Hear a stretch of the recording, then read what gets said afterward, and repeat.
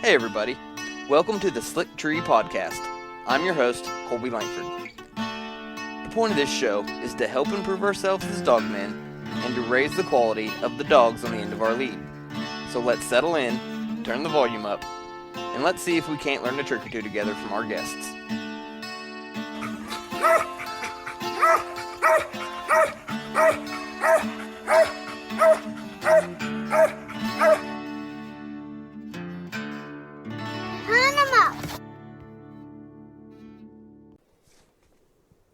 Hey everybody, you are listening to the Slick Tree Podcast. I'm your host, Colby Langford, and today we have none other than Mark Morrison with us. How are you doing today, Mark? I'm doing fine, Colby. How are you doing? Oh, I'm doing well, Got a little bit of weather come in last night, but nothing too bad. So what we've got going on here today is we're going to get a history lesson with the counselor. We're going to be talking all about OMCBA and kind of its origins and how it all got its roots and a little bit of that kind of stuff. All right. Well, look, here's a disclaimer up front. There's probably, as you and I talked about when we initially discussed doing this, there are some other folks that probably have forgotten more about the history. But when I joined the association back in, 2001, 2, something like that, and started getting into mountain curs, I kind of made it my business to pick people's brains, and as we talked about before you turned on the recorder, gathered a few publications and old yearbooks over the years and talked to some old timers that are unfortunately no longer with us. So I tried to make it my business for a long time to learn as much about mountain curs and their history and some of the founding members and some of the earlier dogs and things of that nature, just so I would have better understanding and appreciation for the breed. Well, let's kind of start right there at the top. So what can you tell us about how the OMCBA became an organization at all? So, part of this is by word of mouth, part of this is by reading old fool cries, and as well as right before we got on, I told you that one of the better written sources of mountain cur history is actually a book by Dewey and Verda Ledbetter. It's called The History and Stories of the Original Mountain Cur, and I was fortunate enough to get a copy from Miss Tony Green several years ago. Somehow somebody turned me on to the existence of this book, and I wrote to Miss Green or called her on the phone and ordered a copy of it, and she signed and sent it back to me. And so it's a book that unfortunately has never been put back into publication. I'm not positive when it was, but I would recommend to anybody, and I've loaned mine out under penalty of near death if it didn't get back to me in a good form, but I've lent it out to some buddies of mine over the years to borrow and read up on, because it's a really, really good history of the origin of the dogs, as well as the formation of what's now known as the Original Mountain Cur Breeders Association, or the OMCBA as we call it. But as far as the origin, we call them mountain curs because in the Appalachian Mountains and areas of Kentucky, Virginia, Tennessee, obviously, around the Appalachian Mountain chain, where there have been American settlers and pioneers forever, folks wanted a multi-purpose dog that would keep critters out of the garden, just for general protection around the house, perhaps even handling livestock, but obviously providing wild game hunting purposes to make ends meet back, many, many years ago. And so my understanding is that there were a handful of people in that area that post-World War II wanted to make sure that this line of dog that had been in that area, mountainous areas, and going back to the pioneer days, that they weren't going to just go extinct or go out of popularity. And so that's pretty much. Let me make sure I'm not leaving anybody out here. I looked at this earlier today just to refresh my own memory. But so around 1955, about 2 years prior to the 1957 official formation of the organization, Dewey Ledbetter, Carl McConnell, Woody Huntsman, and Riley Daniels began corresponding with Carl and Hugh Stevens.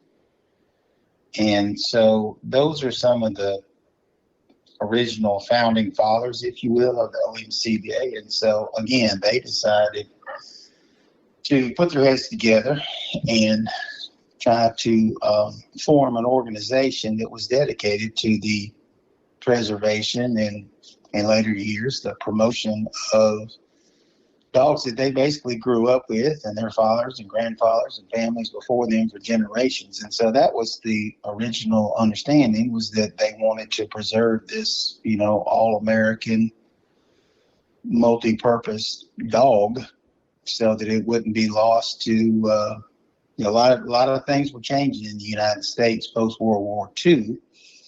With the urbanization, people moving from farms and, to big cities and what have you. And so that was part of what my understanding is. Of course, that those gentlemen were long gone before I arrived on the scene and became a follower of mountain curs and what have you. But that was kind of the original thought, was more preservation, as I appreciated effort, so that they wouldn't be lost to changes in society and just the passing of time. Do you know how it is that they actually got hooked up with each other? As far as how'd they find each other? Well, obviously, we know that there wasn't the internet around back in those days. And to be honest with you, in some of these hoots and hollers and other places like that, I mean, I'm not even so sure, how prevalent other modern means. I'm sure people had telephones and what have you. But to be honest with you, it was probably more of a kind of word of mouth, which, originally in the OMCBA, or what became the OMCBA, is that the original 200 dogs, what they call the BL 200, that's the foundation stock of the organization. And so, in theory, at least, every dog, as we sit here today, that is OMCBA registered, should be able to trace its lineage back to one of those 200 original dogs. But back in the early days, and to your point about, well, how they know of one another, how they communicate, how they find one another so as to begin this organization, well, dogs back in those days were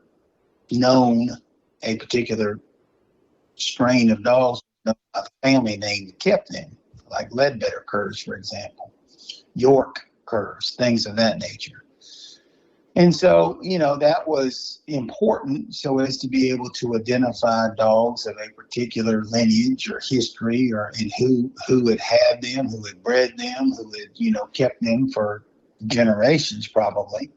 But at some point in time, OMCBA made a decision that the use of family names is no longer necessary so as to identify a particular strain or breeding of mountain cur.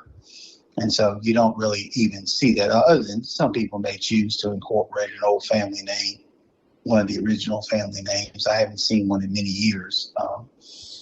And so then they had the registration numbers. And again, the first 200 dogs that were registered around the time that the OMCBA, as it's known now, was formed back in 57. Those were the original 200 dogs. And then after that, as I'm sure you're well aware, if you look at a set of papers nowadays, there's an alphanumeric registration number for a grown dog. We have different, more lengthy numbers for puppies on the puppy registration papers. And then you call the dog what you want to call it, with the exception of I can't remember what year it was, but I was on the OMCBA board of directors when this issue came up, and kind of tweak the rules or the bylaws or what have you to make it clear that some people would buy a championed dog from somebody else, and they would completely change the name of the dog or may leave it at least in part as to what it was. And it would have, as we've all seen on OMCBA papers, it may have the degree out there or the championship title or one or more. But to keep some continuity, we passed a rule several years ago. The board of directors did, to where if a dog was a champion, had a champion degree in the OMCBA, then the dog's name had to remain the same. That way, if you're looking at a set of papers for one of the offspring, sons, daughters, granddogs, whatever, out of this particular champion dog, you would be able to recognize it more readily. Because some people would acquire a dog that already had a degree or a championship title from someone else, but then they had either well-known or not so well-known, they had their own kennel name, that they wanted to affix to it. So, for example, just use Spot. It may have been Roaring River Spot, squirrel champion, and then somebody, might want to call it Mississippi River Spot or something like that. And so you couldn't do that. So there was some continuity. In other words, there was a short period of time when if you looked at a set of papers, you'd wonder, because nobody had, other than people who owned the dog, you didn't know their alphanumeric registration number, so to speak, by heart. And so there was a time when you could look down there and you thought, well, I see the way that dog's bred, and maybe it's got part of the same name of the one I'm thinking of, but the register name has changed. And so we changed that to where there was some continuity, where you just basically couldn't wholesale change the name of a dog. You had to give credit where credit was due, is the way I always looked at it. Mm-hmm. But anyway, that was just one of the things you asked about. How did these people know to get in touch with one another? It's one of those things. If you're looking and you're into mountain curs, pioneer type dogs, word travels up and down the roads and the hollers and hills and all that. And so, by word of mouth, probably, and I guess by corresponding, writing letters and perhaps talking on the phone when possible. So they kind of had a kindred interest. And I would imagine also by reading publications. I can't remember, and I don't have a copy in front of me, but Fulbright had been around for quite some time, and so I would imagine that a lot of folks, their contact with outside national, or at least purportedly national to some degree, free dog world was through subscriptions with Full Cry and some of those other publications back in the day. And so that was probably another source, I would assume, as to how they found out about one another, and also promoted this fledgling at the time, back in the mid to late 50s, organization dedicated to preserving these old Appalachian pioneer mountain curs. And I think they actually got together at some point in time, I want to say up in Virginia, and had that kind of initial organizational meeting, as I recall. And shortly thereafter, in 1957, is when they formed it wasn't originally called the Original Mountain Cur Breeders Association. You and I talked about this the other day. I think I shared with you the cover of the first yearbook. Let me see if I can find it on my phone again now. But there was the very first yearbook. was they weren't even called mountain curs, as I recall.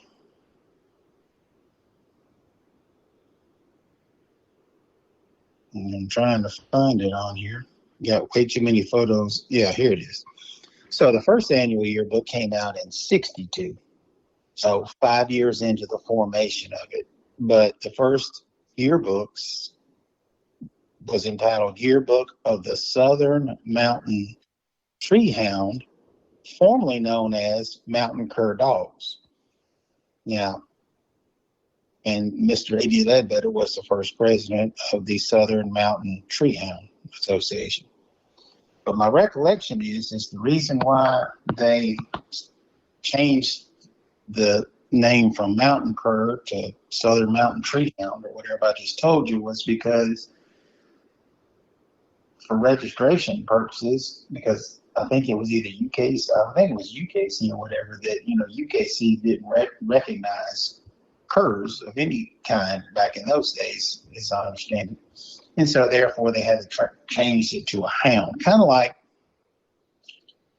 I don't know if you were familiar with this or not, but I recall many years ago that the leopard curs, which are somewhat popular down in our neck of the woods down here in the Deep South, and elsewhere, but that they eventually became recognized by the UKC, as I recall, as the, can't remember the number, I want to say the seventh hound breed, because calling them leopard curs wasn't cutting the mustard with the UKC.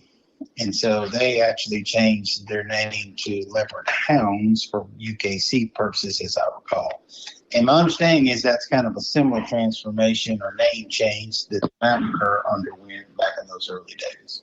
So yeah, our actual first yearbook of what later became the OMCBA refers to them as hounds, but it acknowledges that they used to be called mountain curs. So go figure. Hmm. They were never accepted by UKC in that time period, were they? Well, I don't know. I honestly don't know because Lord knows that was a decade before I was even born. But yeah, I think that maybe they were very early on, but then they decided that, hey, we're not hounds, these are cur dogs. And despite the, going back to Shakespearean times in England, I mean, cur was a derogatory term, largely derogatory term used to refer to some dog of mixed breed ancestry and questionable origin, and some lowly dog that, going back to the days of England before we all migrated across the big pond, is that I think it comes from to curtail or to cut bob their tail to distinguish these lowly peasant country folks' dogs from that of nobility and royalty and what have you, hunting hounds and what have you. So that was why they kind of bobbed some of their tails, as I understand it. And I can't recall exactly where I read or learned that. I want to say it was in some historical piece. It was in Fulbright many, many years ago. But so yeah, they're not hounds, or at least they're not supposed to be today. But the fact of the matter is, what these gentlemen were trying to preserve, as I appreciated way back when, was they were trying to preserve a type of dog that was obviously not too far removed, and probably even at the time, some mixed ancestry. You can go and look at some of the early photographs of mountain curs, including, I haven't been to the board of directors in the board of directors room at the clubhouse in Jamestown in quite some time. But, there were some older registration papers on the wall, ironically enough, from a fellow Martin from Natchez, Mississippi, and some other dogs. You would see that in old yearbooks and photographs, registration papers, you'd see dogs that had flag tails. You'd see dogs that had ticking on them. You would see, things that, if you know dogs and know this type of dog, that not too far back in the pedigree, there was something other than what we would tend to think of as your basic slick-coated blockhead, medium length ear, bobtail, mountain cur nowadays. And so you could tell, throughout the years, as the idea was, is to get some uniformity. Register these first 200, breed off of those, and eventually you'll get a dog that, with breed standards and what have you, you'll get a dog that there's going to be some. They're gonna be more consistent in their appearance and hopefully in their performance as well. But yeah, I mean, those early dogs probably had farm shepherd in them. They certainly had some hound, probably had some. Of course, the word feist is kind of like the word cur. That back in my experience with tree dogs, I mean, a feist literally could be, it was defined by its height and weight more so than its breeding. Some of the more successful ATFA dogs, when I got into the OMCBA, were actually registered mountain curs. They were just small. So, the origin of the dog, the idea was to form a registry, start with 200 dogs from these different, originally family groups of dogs, and then breed down off of those strains, those family lines of dogs, so as to perpetuate the breed moving forward through registration papers. Now, you can tell me if I'm getting too far afield, but one of my pet peeves the entire time that I was actively involved beginning as a column writer early on, sitting in on board of directors meetings, as well as being a board of director for several years, was that if you take if you're going to call yourself a breed association, which we do, it's in the name, for Pete's sake, and if you've been at this since 1957, my ultimate goal was, as a member, a lifetime member, that I would love to have a set of papers that I could hold in my hand, whatever breeding, and know to some reasonable degree of certainty that what's on the papers is actually what's in the DNA of that particular dog. And, those arguments, those goals and aspirations were not shared by everybody, still not to this day, as I appreciate, although I've not attended a board of directors meeting in quite some time, possibly about a decade now. But anyway, that was ultimately the goal should have been to police the registry so as to be able to verify with DNA profiling that what's being registered as the next generation is out of the prior generation, and so on and so forth, so that you know what you have. But that still, to this day, despite 60 plus years of existence of the OMCBA in one form or fashion, is not the rule. You can do it if you want to, but it's mandatory. So I wanted to say that I'd remembered something, and I don't recall where I heard this, but I thought I'd heard something about a mountain music magazine that had something to do with them getting together. And that may be something I fabricated in my mind, or I've remembered wrong. But do you know anything about that? I've heard about that. I don't know that I've ever had it in my hands or actually seen an edition or a copy of Mountain Music. But yeah, my understanding is that was a publication probably back in the 50s. And you may be right. That may have been one of the, kind of like we think of as, or used to think of as, a Full Cry as being one of those publications that catered to people who had a love of hunting dogs, including tree dogs. But yeah, Mountain Music. I've never seen an edition or a copy of it, but yeah, I've heard of that as well. And I can't remember exactly when it was, but I want to say that Full Cry was founded and up and running, before the formation of the original Mountain Cur Breeders Association. And of course, it's kind of like, look, man, I'm old enough to remember in my law practice and certainly in just general life where, we used to actually use phone books back in the day.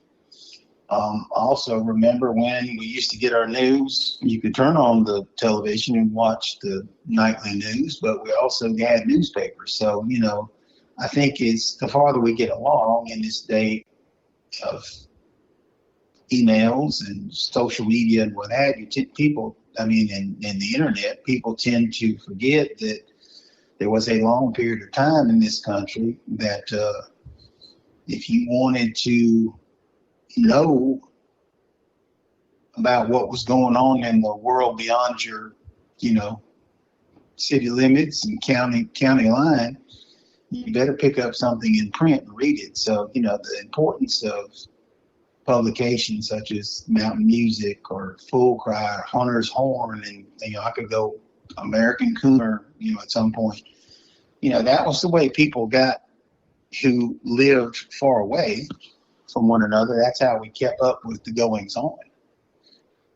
People used to ship mountain curs. I think there's some stories about this, that some of the ones that made their way out west of the Mississippi River, breeders would, somebody buy them, they put them in a crate and ship them by way of railway car, out west.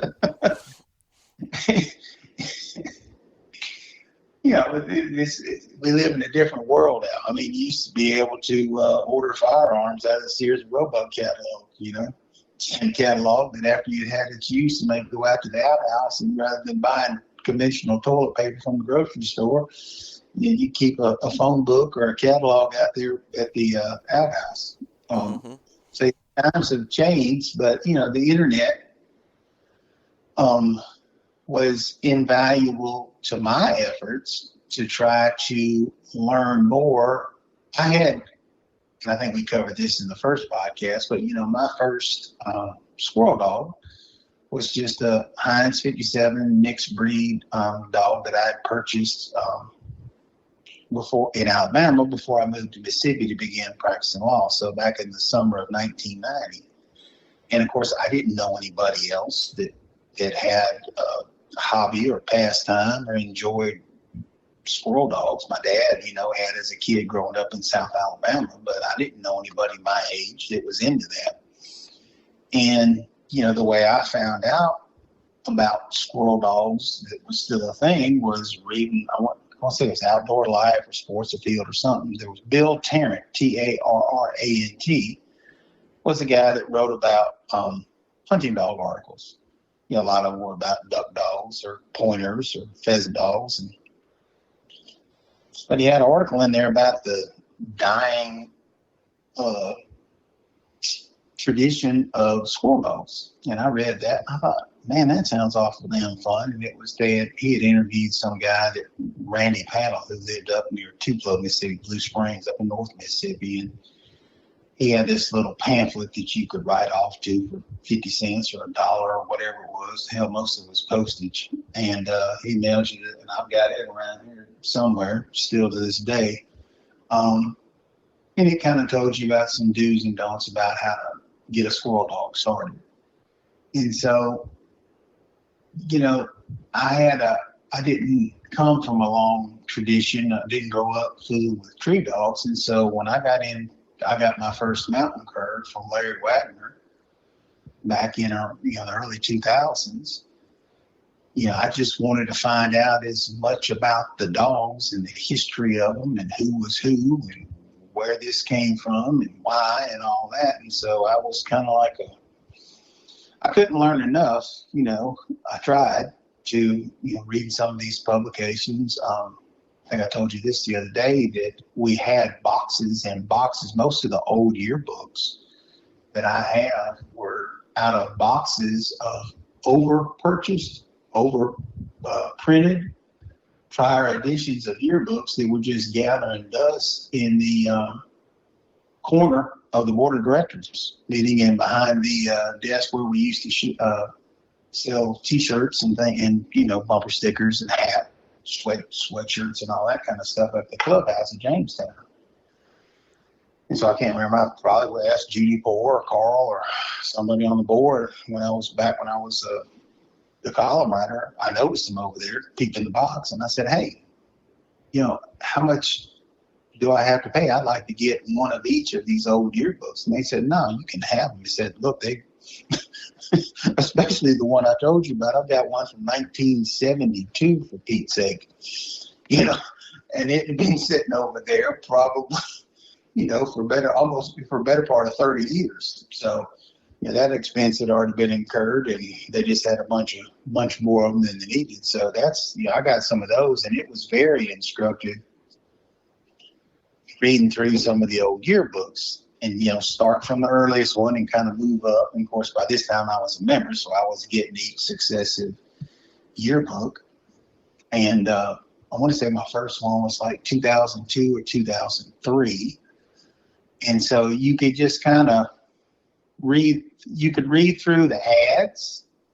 You could look at the pictures, and even as poor quality as the printing was and black and white photos and what have you, you could clearly see changes. And then coming on to, you and I talked about this the other day, I want to say 1992 or thereabouts is when Robert Kimmer and several others left the OMCBA to form the Kimmer Stockbridgers, or the KSBA. And so, you could see a switch around then too, because about this same time in the early to mid 90s, you also saw the explosion, if you will, of street bred dogs. They came out of Carl Smith's Creek Dog, and later Mountain Jackson, Indian River Jake, and all those descendants of him. So you could kind of, even if you didn't know much about the dogs and never been to the woods with some of these older, more influential dogs, you could kind of see, especially because most of the ads still to this day, but especially back then, people would give what we call a shout out or give thanks to the breeder for getting them this pup and what a wonderful pup it is and how it's, doing this, that, and the other, as much as you could get into a yearbook ad. But it was, if you were paying attention, you could see some trends, you could see some changes in the dogs. Saw a whole lot less bigger boned, double coated, houndy looking dogs, and they kind of gravitated to a keener built, smaller, look like kind of built for speed dog. And I want to say it was Carl who told me this. I can't remember for sure. It may have been more than one person, but I recall going back to my early years of wanting to learn as much about hunting, because I didn't grow up being a military brat moving all over the country and the world for that matter. I mean, we never stayed anywhere long enough to join a hunting club, even though, like I said, my dad, lived a typical Southern life and hunted and fished when he didn't have to work and go to school. But I didn't have the benefit of that. And so I subscribed to all these different hunting magazines because that was something that, I really kind of like, something different and something that intrigued me. And I remember very distinctly in those publications, if you went back to the classifieds in the back of them, this would have been in the late 80s, early 90s, the Crossville, Tennessee area would have multiple ads for wild hog hunting guides, guided wild hog hunts.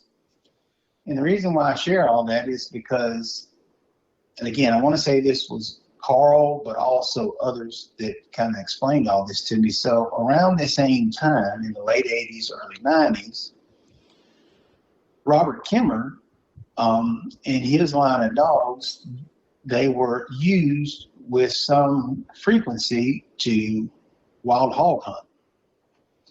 And so if you want to think about Robert Kimmer and Carl Smith walking down a country road, and there's a fork in the road ahead, and one of them took the path to the right, which was, let me start breeding for a bigger nose, colder nose dog that would be more suitable for hog hunting that was popular in the area, for which you could make decent money, I suppose. And then the left fork of the road was small game, squirrel and coon hunting. And I guess if you wanted to, you could take your smaller, keener built mountain cur and it'd probably run hogs if you wanted it to, or other larger game beyond just squirrels and coons. And so that was kind of the split. Robert Kimmer was breeding more for dogs that would be better suited for hog hunting and the like, maybe even bear hunting in East Tennessee in that area. And then Carl was breeding, and others were breeding more for a snappier, keener built, faster, hotter nosed dog that does better on squirrel and also coon. And so that was kind of the divergence. And then in later years, you had this thing called a Kimmer hybrid, because if you breed too much to favor big game hunting, such as wild boar, at some point in time, you're going to wind up with a dog that is not as well suited for small game hunting, particularly squirrel. So the Kimmer folks opened up the hybrid registry, and I think it was Mullins Feist, if I recall, but you could breed a Kimmer mountain cur and a Mullins Feist or some other Feist, and you could register it with the hybrid registry.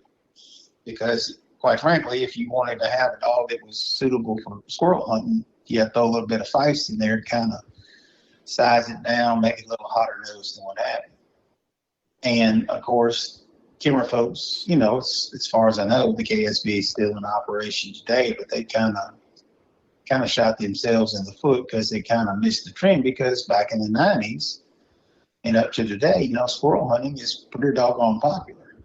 And Kimmer dogs were just less well adapted by their breeding and what have you to fill that need. Whereas about the same time, Streak and other dogs of that type in nature, you know, that were smaller, faster, hotter nosed. I mean, you know, I had, 3 direct daughters of Streak over the years. And of course, I don't know that I ever had a dog that didn't go back to Streak to some degree or another. And, you know, what we used to say down here is the Streak makes them go, but the Dust Bob make them stay. Because no line of dog is perfect. You know, one of the knock on the Mountain Jackson dogs when I first got into this was they hunt like their tail was on fire and their ass was catching. But when they're young, trying to get to them before they leave the tree, to work with them on the importance of staying until you get there and, you know, get a handle on them or knock the squirrel out or what have you, was kind of hit or miss. And so they had all the hunt, had all the speed, they had a hot nose. You didn't hardly ever walk to a tree if you got there. You had time to search the tree to, you know, empty tree, because they were treeing hotter tracks. But again, at a price, you know, that sometimes they didn't have to stay put without being man-made to stay put. And so that's why the Dust Bob line of dogs always appealed to me, because not only were they keen to stay put, and of course they have their own issues as well, but they also treed more intensely too, which always was a personal preference of mine.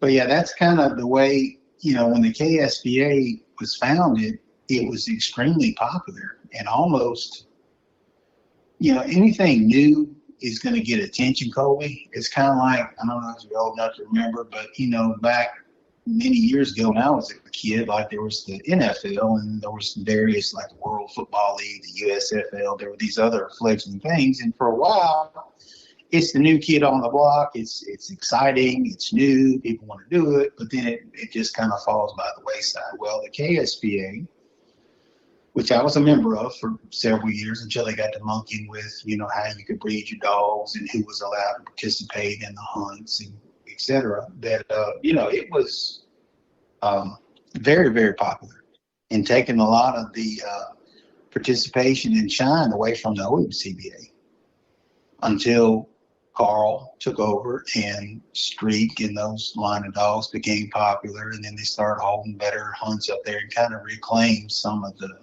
participation and membership that they had lost when the KSBA was formed. Yeah, things go in cycles, I guess, is what I'm saying. Hmm. Do you know much about why and why the Stevens and the Kimmers split off? So I don't know much about why the Stevens split off. And I'm ashamed to say that I actually had that conversation with Woody Huntsman, I want to say, and a couple of maybe even Jimmy Hoover. But I want to say, and they left pretty early. I want to say they left in maybe 5 years or thereabouts into it. And I think also there was Tennessee Tree and Brenda's. And the Stevens Curs kind of went, the Stevens Curs were called the little black dogs. They almost always, as I understand it, and everyone I've ever seen, which hasn't been a whole lot, but, they had longer tails. They were somewhat keener built. And I guess even they have split amongst themselves after they left the OMCBA because there was a bigger line and then there was a smaller line. And they were very, I think generally speaking, they were more open on track. So some of them were smaller dogs, but they had long tails and they were open. But I don't know exactly why they left. Now, because it was closer in time to my arrival at the OMCBA, and still people around have to this day that were around when the KSBA was formed, I think it had more to do with, as I recall, the Robert Kimmer, because he was raised, he was breeding and raising and selling, and some of his buddies, a large number of dogs. And so they bucked at I think what was $5 head puppy registration. And they weren't willing to, OMCBA wasn't willing to give up on that because, to be honest with you, this is probably no secret, or it shouldn't be any secret. The cash flow, the monies that the OMCBA has over the years comes primarily from one source. First of all, it doesn't come every hunt, just like it is at a small local club. It's the same. It's really no different, but on a larger scale at the OMCBA. By the time it's all said and done, if you add up what was spent on trophies and this, that, and the other versus what was taken in entry fees, it's at best a break-even proposition, but it's certainly not enough to perpetuate the club and grow the club. Same thing with yearbooks. Yearbooks were always, during my days as a board director, looking at the financial statements and the facts and figures and talking with Judy and Carl and fellow board members, the yearbooks were basically a break-even proposition at best. The moneymaker was puppy registration, because even amongst grown dogs, say if I sold you a grown permanently registered dog, yeah, there's a fee attached to that, but it's not much. The big moneymaker was, and I'm assuming it's no different today for the OMCBA, is the puppy registration. And because Robert Kimmer was churning out puppies like nobody's business, that was cramping his style. He objected to it and said, well, you know what, I'll go form my own organization. So that was one of the, and like I said, also going back to that whole thing about hog hunting for, commercial hog hunting and guiding operations, what have you, I think that may have played a role in it, but I don't know that for a fact, but it would make sense because that was becoming increasingly popular, such that in national hunting magazines, in the back few pages of it, you could find a handful of advertisements. Hey, if you want to come hunt wild boar on the Cumberland Plateau, come to Crossville and call, X, Y, and Z. And they would have them also in full price, I recall, back in the day. But yeah, that was one of the main things, is that, he wanted to, rather than getting kind of lost in the shuffle of the OMCBA, he wanted to form his own registry, didn't want to have to pay the $5 a head puppy registration costs. And he wanted to go in a different direction to preserve some of the multi-purpose big game, wild boar. I guess, some guys like Darrell Fry and other people out west would use timber dogs, mountain curs, but usually timber strain on like mountain lion and things of that nature. Whereas, ain't a whole lot of mountain lion hunting goes on around here. Mm-hmm. I don't, I always used to tell people when they say, well, why do you like these little mini curs or these smaller mountain curs? I'm thinking, well, geez Louise, man. I said, I'm squirrel hunting and coon hunting with them. I don't need a 50 to 75 pound dog to tree on its biggest and fattest fox squirrel, 2-pound fox squirrel. And, most of our coons, because we live in the deep south, other than occasionally in the Delta, most of our coons are in the 12. A good sized coon is 12 to 15 pounds. People will tell you all the time they killed a 20-pound coon, but until you've had a 20-pound coon dangling from your hand, 20-pound coon is a large animal down here and a rarity. So I didn't need a, jumbo-sized mountain cur to tree small game, and indeed didn't want it.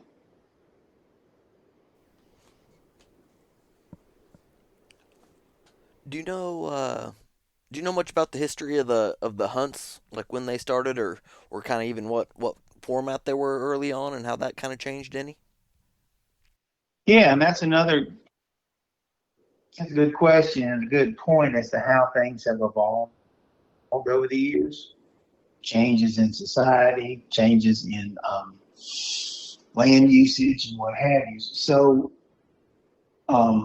ironically, up until I guess about a year ago, I had a hunting cabin in Delta National Forest, and before that, I actually had a camper that was within literal spitting distance for several years. Rented a camper space where the first, I want to say, 2 OMCBA World Hunts field trials were held, competition hunts, and they were in at 10 Mile off Spanish Fort Road on the eastern boundary of Delta National Forest.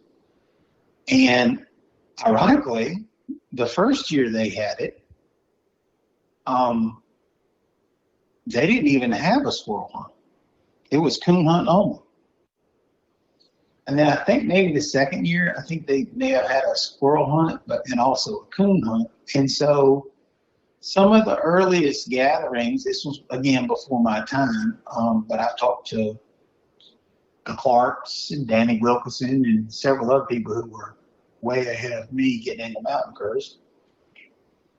But they used to meet at Lake Francis, closer to Crossville, before the club purchased the current property just south of Jamestown off of 127 highway, where the clubhouse has been located for years now. And so even at Lake Francis, when they would gather, they would have the emphasis back in those days was on coon hunting. It wasn't until many years later that squirrel hunting actually, became the staple, and indeed the popularity of it rose so much that, unfortunately, using original mountain curs for coon hunting, whether we're talking about pleasure or competition, kind of went by the wayside. I mean, the vast majority of the membership in my dealings as an OMCBA member for, 20 years or more now, is that coon hunting has progressively gotten less and less popular. There was a period of time, I guess, maybe 15 years ago, to where Um, they would have the coon hunt on Saturday nights up at Jamestown. And so if you did well in the squirrel hunt, people would hang around, and the prestige of winning the combo award carried a little bit more weight. And so you got better participation. But people would ask me periodically, which do I prefer? Because, I didn't start off coon hunting my mountain curs with any regularity. It's something that, to be quite honest with you, Kobe, when I was so obsessed with mountain curs in those early years, waiting from weekend to weekend to go to the woods and go squirrel hunt because I got a job and a family and that, like most people, I couldn't, just take off during the week and go squirrel hunt. So to tide me over to get my fix, if you will, in the week, waiting for the weekend to roll around, I started coon hunting with mixed results because some of the dogs I had, were never been out at night. And so they went through that progression. And eventually, with enough effort and woods time, I'm not going to call them legit coon dogs, but they were dogs that you could take coon hunting and have a good time and be back home in bed by the time the 10 o'clock news went off the air. But I told people at the height of my obsession with mountain curs that if the good Lord came to me one night and said, "Hey, Morrison, starting tomorrow, you can do one or the other, but you cannot do both. Do you want to be a squirrel hunter or do you want to be a coon hunter with your mountain curs?" I would probably say coon hunter because I enjoyed it that much because you could do it pretty much year round in Mississippi. At least have a dog in the woods, and we got that when I was president of the Mississippi Hunt Dog Association. We got a 1970s era ban on having dogs in the woods at night on private land during spring turkey season reversed. As long as you had permission from the landowner, we're out of the woods by 2 or 3 o'clock in the morning. So it opened up a whole, you could coon hunt pretty much year round. The bag limits were liberal. Nobody was really hunting on public land that I hunted for eons over in the Delta, mostly. The only other coon hunters you'd run across out in Delta National Forest or out at Panther Swamp in later years and some of the other public lands around there, most of them were hound guys. And, they rarely ever even took a shot at a coon. And so there was ample game. The biggest threat to the coon populations in central Mississippi and over in the Delta during my heyday of hunting them was distemper. The numbers would get up so high, and then you had the rise of baiting deer. So coons are hanging around by deer feeders, and they're very social animals, and they went on to get distemper, introduce it to the whole population in that area, and they have a massive die-off, and then you take a couple of years to rebound. But coon hunters were not hurting the coon population. More of them got killed by distemper and crossing the road than ever caught a 22 bullet, fell out the tree dead.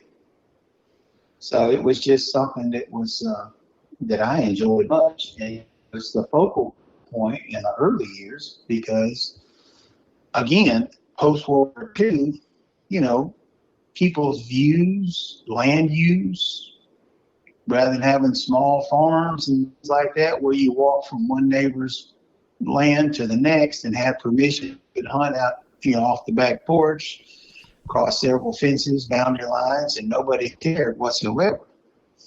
But that all started to change as society changed, and so there was a fur prices.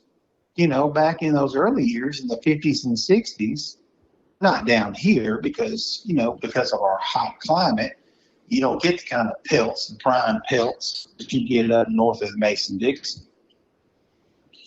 But then again, with people trying to be more politically correct and what have you, the fur market pretty much went through the floor, but a cur dog back in the day, in the 50s and 60s and in 70s and probably even into the 80s, they could hunt on smaller tracts of land that were rich with coons when the hide prices were high.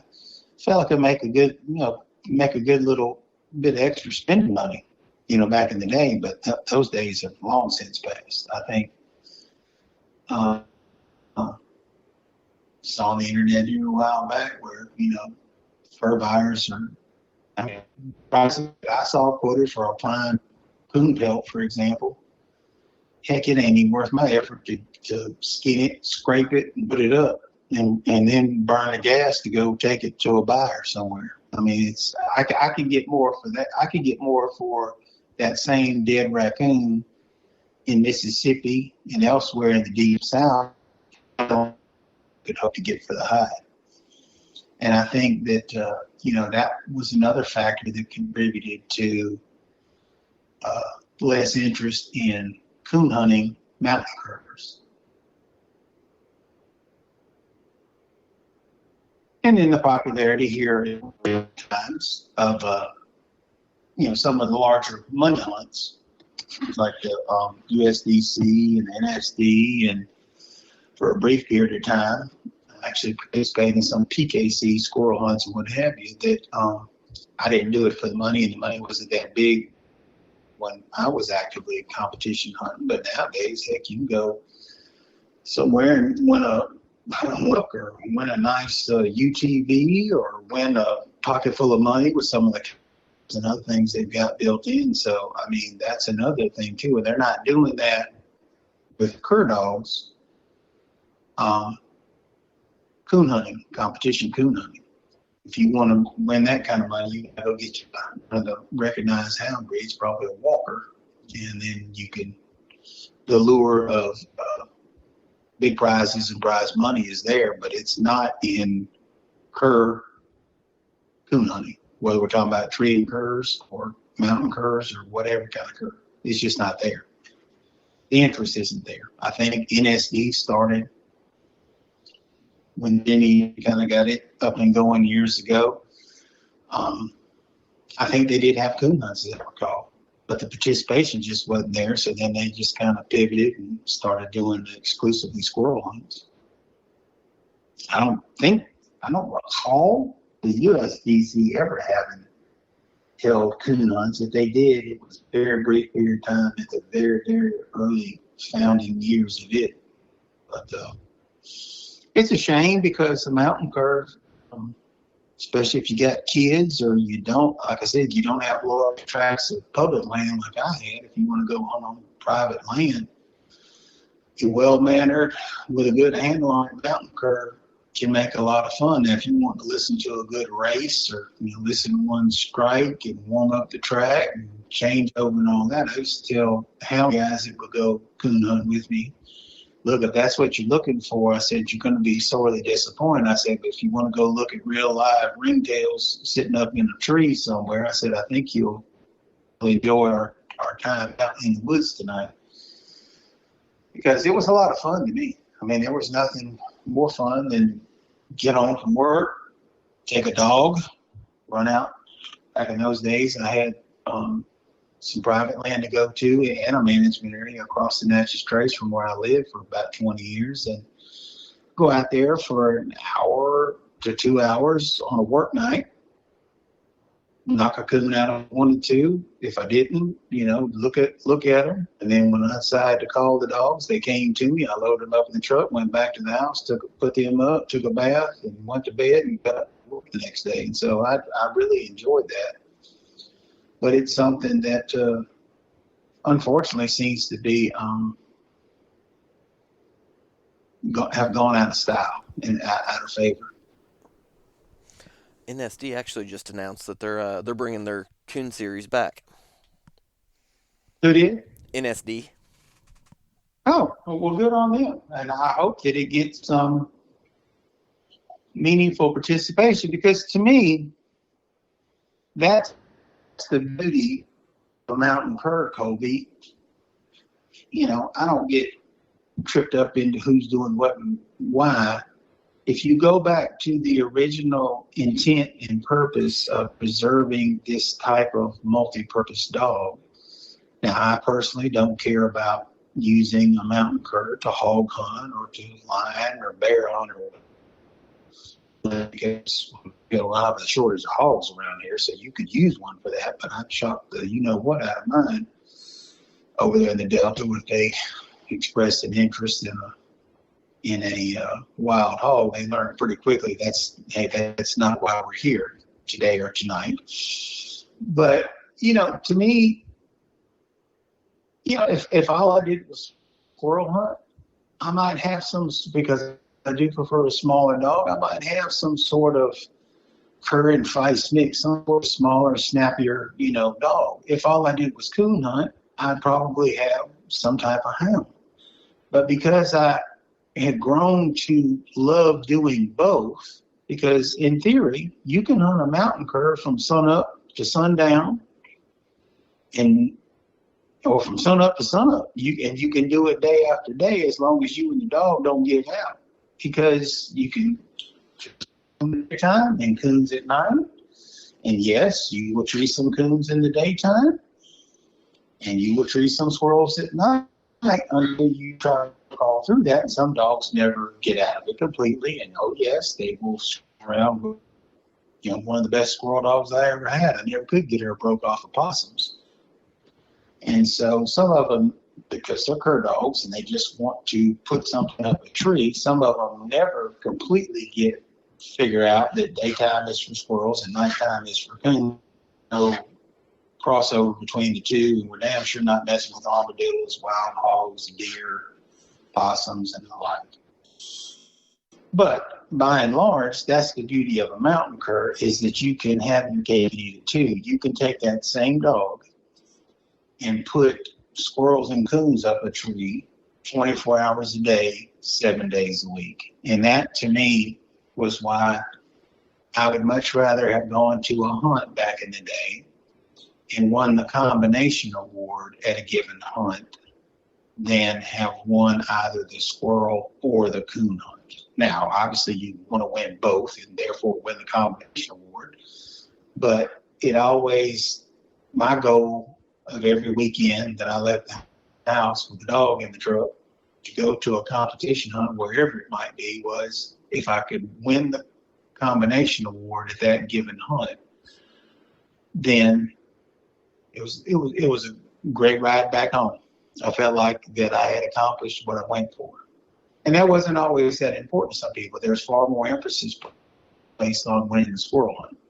Squirrel dogs brought more money on the open market.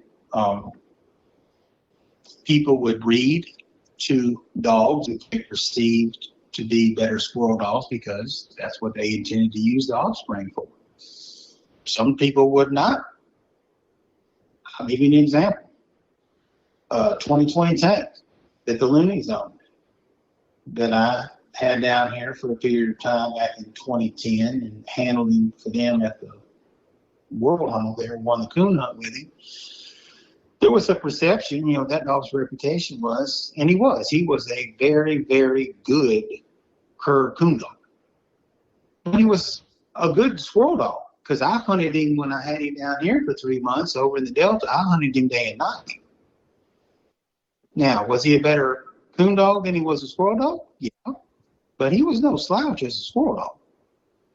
And had he been squirrel hunted, particularly in a game-rich environment like he was when I had her, on an equal basis to how they had predominantly coon hunted him up in Virginia, there ain't no doubt in my mind it would have been a coin toss between whether he was better at one versus the other. So that takes me to my next point about people say, well, man, mountain curs just ain't the coon dogs they used to be. Well, there's a reason for that in my mind. If the preponderance, the vast majority of mountain curs are being hunted almost exclusively on squirrels, then what in the world do you expect? There may be world beater caliber mountain cur coon dogs in kennels across this country, but guess what? If they don't get turned loose at night more than a handful of times, then you'll never know what you got, what their capabilities are. And that's the sad part, in my mind at least, is that people don't coon hunt their mountain curs like they used to, and like they could, to get the maximum enjoyment. But it's not my place to say what another man how he uses his dog and what he enjoys doing. But I just say, me personally, I enjoy the fact that you could take them day and night, 24 hours a day, 7 days a week, and have a lot of fun regardless of what time of day it was.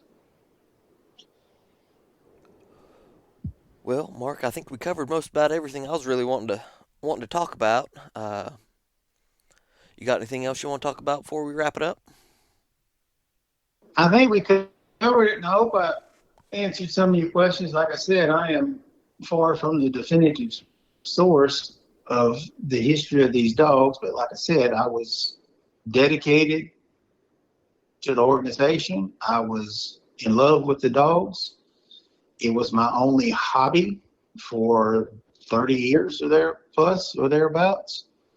And so I kind of made it my business to kind of soak up as much as I could by, like I said, reading, talking to people, looking at pedigrees, trying to figure. And, look, there's no substitute going to hunts, drawing out with people, chewing the fat between rounds, back at the clubhouse, sitting on the tailgate, hey, what have you got? Because you can bet this, if I ever got my butt handed to me, which I did, especially in those early years, man, if you beat the brakes off of me and my dog, I was never too proud because I wasn't a breeder of any notoriety or consequence. And so if you beat the brakes off of me, I wanted to know what might get me some of it.